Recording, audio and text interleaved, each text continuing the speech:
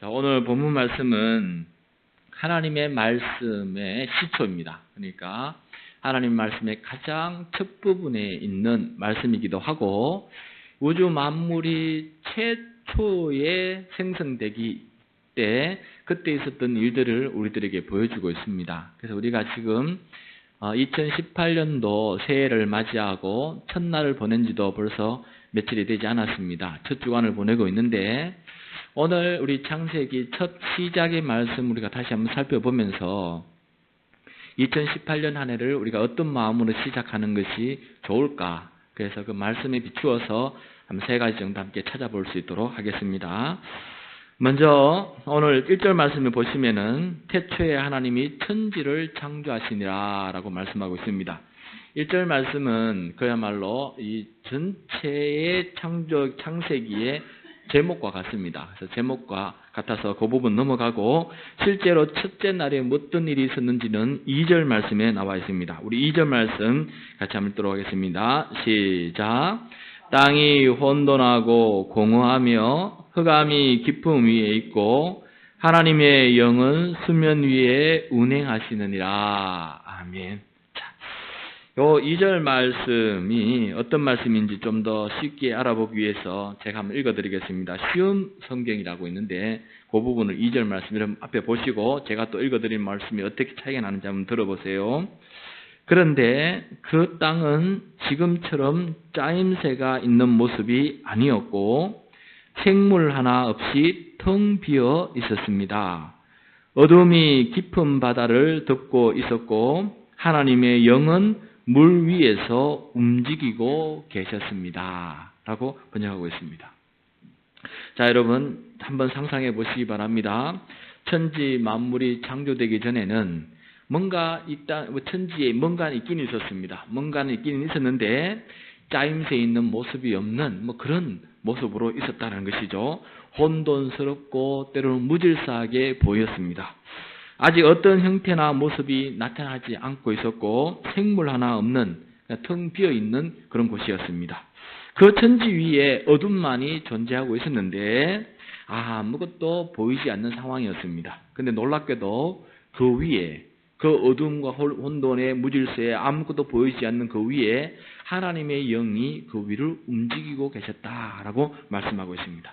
그것은 하나님께서 뭔가 갖추어지지 않는 그런 것에서 하나님께서 움직이셔서 창조의 영을 보내주셔서 하나님께서 뭔가를 만들어 가시는 그 과정, 그걸 지금 처음에 보여주고 있습니다. 그러면 2018년 한 해도 우리 한번 생각해 봅시다. 아직까지는 2018년 365일의 이 일들이 앞으로 어떤 일이 펼쳐질지 우리는 참 잘 모릅니다. 아직 형태가 갖추어지지 않았고 어떤 모양새가 나타나는 것도 아니고 어떤 이야기가 진행된 것도 아니고 이제 겨우 이틀을 지난 것이기 때문에 2018년의 통틀어 그 이야기가 어떻게 펼쳐질지는 아직 아무도 모르는 상태 속에 아직 형태가 갖추지 않은 상태 속에서 우리의 이야기가 우리 앞에 놓여져 있습니다. 그런데 희망적인 것은 그 모든 앞으로의 이야기 위에 하나님께서 이미 성령을 보내셔서 그 위에 움직이고 계셨다. 하나님께서 뭔가를 만들어가고 계신다라는 것을 우리들에게 보여주고 있습니다. 그러니까 우리가 무엇인가를 계획할 수 없는 그때에 우리가 어떤 것을 상상할 수 없는 그때에 하나님께서는 계획을 가지시고 우리를 움직여 가신다는 것입니다.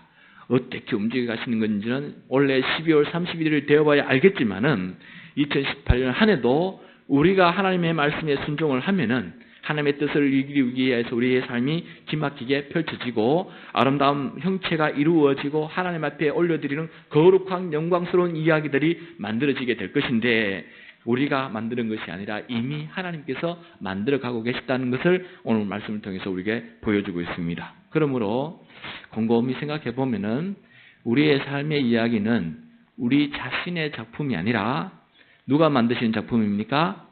하나님께서. 성령님께서 이미 만들고 계시는 그 작품 속에 우리가 참여하고 있는 것이다 라는 것입니다. 우리가 어떻게 참여하느냐에 따라서 그 이야기는 하나님 앞에 영광스러운 이야기가 될 수 있고 그저 그런 이야기가 될 수 있고 하나님 앞에 부끄러운 이야기도 될 수가 있겠지요. 그래서 하나님께서 역사하시는 이 2018년의 하나의 이야기 속에 우리가 성령님과 함께 잘 동행해서 아름다운 영광스러운 삶의 이야기를 만들어갈 수 있는 저와 여러분이 될 수 있기를 간절히 축복합니다. 이런 믿음이 생기니까 곰곰이 생각해 보았습니다. 내가 할 수 있는 것이 그건 무엇이냐?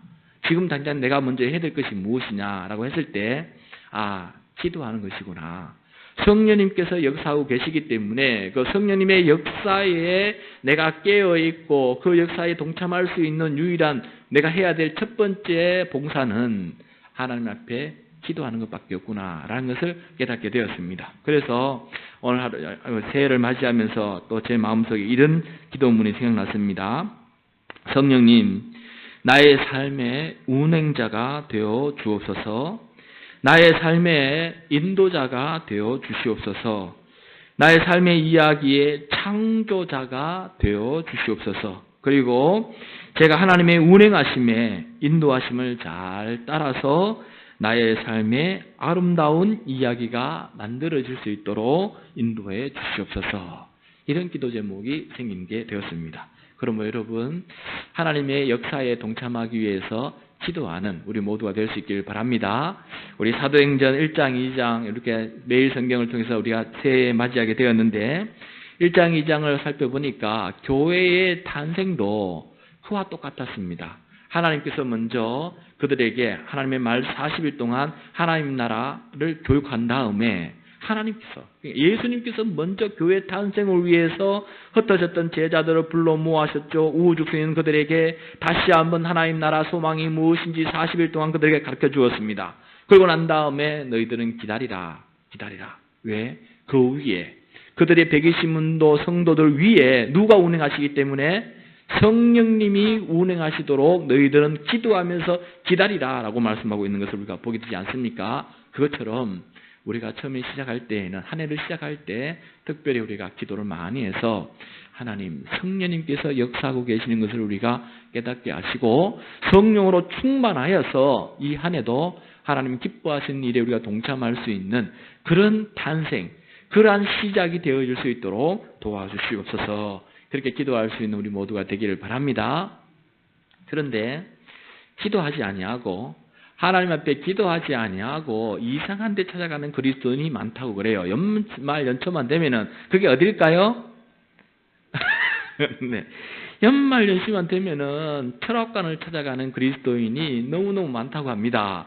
그 철학관 주인들이 얘기하기를 교회 장로님도 오시고 권사님도 오신다고 합니다. 그러니까 많은 사람들이 운세를 보기 위해서 성령님의 음성이 안 들리니까 뭔가 삶이 아직까지는 믿음으로 오라 하니까 아직까지 아무것도 갖춰지지 않는 이런 뭔가 짜임새가 없는 이런 삶의 이야기 앞에 하나님께 기도하라니까 답답하니까 누굴 찾아가냐면은 운세를 찾아가는 것입니다. 그래서 1월 달에 어떤 일이 있고 2월 달에는 돈을 벌지 말고 3월 달에는 누굴 만나고 4월 달에는 동쪽으로 가고 명확하거든요. 한 해의 삶의 이야기가 아주 짜임새 있게 잘 가져져서 이 한 해를 맞이하는 마음에 두려움도 없고 이미 다 갖추어진 것을 걱정 없이 한 해를 맞이할 수 있기 때문에 운세를 찾는 사람이 많다고 그럽니다.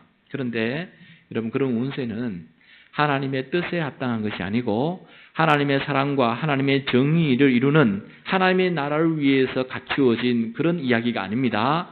기복적인 신앙생활 속에서 그렇게 만들어진 것이기 때문에 그것을 따른다고 해서 우리의 믿음이 성장하고 그것을 따른다고 해서 하나님의 나라가 이루어지고 그것을 따른다고 해서 그대로 삶이 이루어지는 것이 아니다라는 것을 우리는 잘 알고 있기 때문에 세상 사람은 그렇게 쫓아갈지라도 우리는 성령 하나님을 의지하고 아직도 아무것도 보이지 않는 그 이야기 속에 믿음으로 하나님과 동참하면서 한 걸음 한 걸음 나아갈 수 아는 그런 믿음의 사람이 다 될 수 있기를 축복합니다.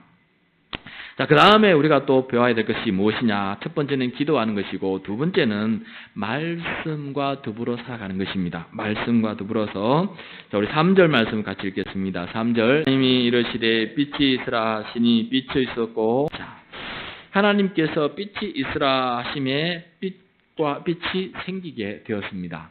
말씀이 있으니까 그 말씀이 이루어지는 상황이 첫째 날부터 시작되었다는 것을 우리가 보게 됩니다. 그러므로 우리가 새해를 시작하면서 우리가 해야 될 두 번째 일은 하나님의 말씀을 읽고 그 말씀이 우리의 삶 속에 이루어지기 위해서 매일매일 창세기 우리 천지 창조부터 매일매일 그랬던 것처럼 매일매일 말씀과 더불어 살아가는 것, 이것이 바로 하나님께서 우리에게 원하시는 새해를 출발하는 삶의 모습이다라는 것을 가르쳐주고 있습니다. 여러분, 우리의 삶은 아직까지 비어져 있는데 그 비어있는 삶의 이야기를 이끌어가는 그것이 무엇이 되어야 되냐 하면은 하나님의 말씀이라는 것입니다. 하나님의 말씀을 읽고 그 말씀 속에서 나에게 하나님께서 요구하시는 것을 우리가 경청하고 그 경청한 것을 가지고 실천하기 위해서 매일매일 살아나가는 그 삶의 이야기, 그렇게 해서 그 삶의 이야기가 그 말씀이 우리의 삶 속에서 이루어져서 열매를 맺는 것, 이것이 바로 우리의 매일매일의 삶이 되어야 된다라는 것을 하나님께서 말씀해 주고 있습니다. 그것이 하루하루 쌓여서 365일이 될 때에는 어마어마한 하나님의 이야기로 꾸려지게 된다는 것을 말씀하고 있는 것입니다. 그래서 말씀대로 살아가자. 가장 말씀대로 살아갔던 사람 중에 한 사람은 예수님의 어머니 마리아예요. 마리아. 결혼은 했지만은 아직까지는 약혼한 상태여서 동침을 하지 않고 있는데 자기가 성령님에 의해서 잉태가 된다는 그 충격의 메시지를 듣고 마리아는 어떻게 응답했습니까? 주의 종이오니 주의 말씀대로 이루어지기를 바랍니다 라고 대답하면서 그 모든 상황들을 받고 그 말씀대로 살아가지 않았습니까?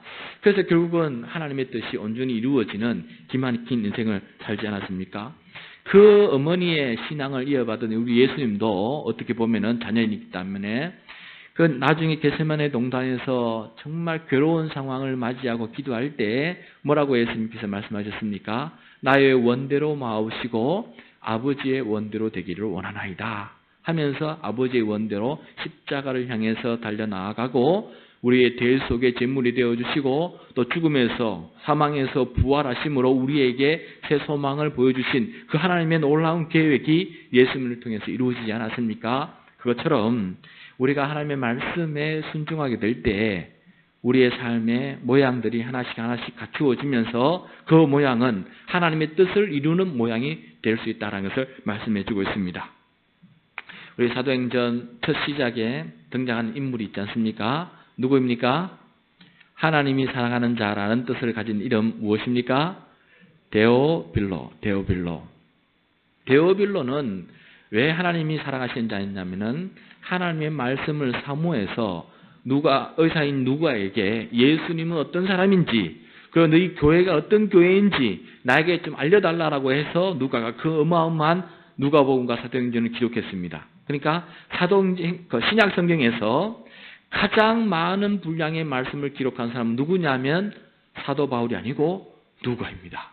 누가복음과 사도행전을 합치면은 바울 서신이 기록한 모든 서신 내용보다 더 많은 분량이 됩니다. 그래서 가장 많은 말씀을 기록한 사람이 누가인데 그 데오빌로에게 보낸 편지에 있는데 데오빌로는 결국 왜 하나님이 사랑하시는 자냐면은 하나님의 말씀을 읽는 자였기 때문에 하나님께서 사랑하시는 자다라는 것을 우리가 보게 됩니다. 그래서 새해 우리가 시작할 때 이 새해는 어떻게 우리가 맞이해야 되고 2018년에는 어떻게 살아야 되느냐라고 누가 묻는다면은 저는 하나님 앞에 기도하고 매일매일 나에게 주시는 하나님의 말씀을 경청하고 그 말씀대로 살기 위해서 살아가는 것, 이것이 2008년을 우리에게 주신 하나님의 뜻인 줄 저는 알고 있고 그래서 그 뜻대로 살아갈 것입니다. 그러므로 하나님의 말씀이 나의 삶의 모든 이야기를 만들어가고 모양새를 만들어가고 비어있는 이야기들을 가득 채울 것입니다. 그럼 저는 염려가 없습니다. 그렇게 얘기할 수 있는 우리들의 믿음이 될 수 있기를 축복합니다. 네.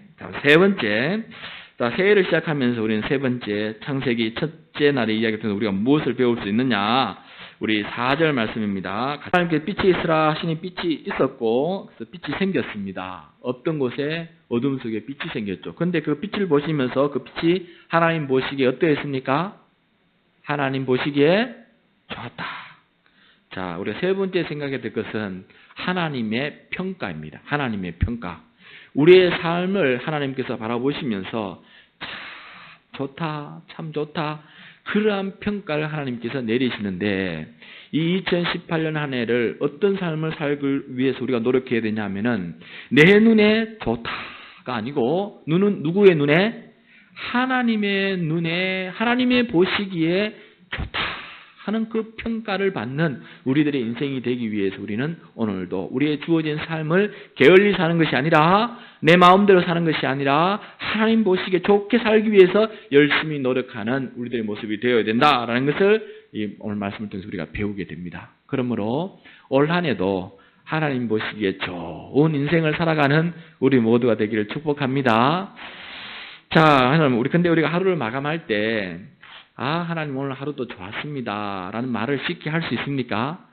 이게 하늘 되돌아보면은 우리의 삶은 이게 뭔가 좀 죄인 모드가 있어서 항상 이렇게 좋은 것을 보지 못하고 습성적으로 못했던 것, 잘못했던 것 자꾸 이게 눈에 보이는 것입니다. 그래서 하나님 앞에 하루를 보내고 나면은 우리의 마음에 어떤 마음이 드냐 하면은 좋은 것이 눈에 보여서 하나님 감사합니다. 고맙습니다. 이런 기막힌 일을 베풀어 주시다니요. 내일도 그런 일이 있으면 좋겠습니다. 이런 마음으로 하루를 평가해야 되는데 우리의 마음은 계속해서 어떤 마음이 생기냐면은 하나님 오늘도 죄송합니다. 내가 왜 이렇게 사는지 모르겠습니다. 자꾸 이런 식으로 우리의 못난 모습들을 생각하는 그런 모습들이 참 많이 있다라는 것을 보게 됩니다. 그런데 오늘 말씀 보면은 심히 좋았다라는 평가에 어떤 주석가는 이렇게 말을 했습니다. 자기가 한 일에 만족하셨다라는 자기가 한 일에 만족했다. 자, 자기가 한 일에 만족했다. 하나님께서는 많은 것을 만들어 가시는데 고작 첫날 하루 만든 것을 보고도 하나님의 입장에서 보면 굉장히 작은 일입니다. 그죠?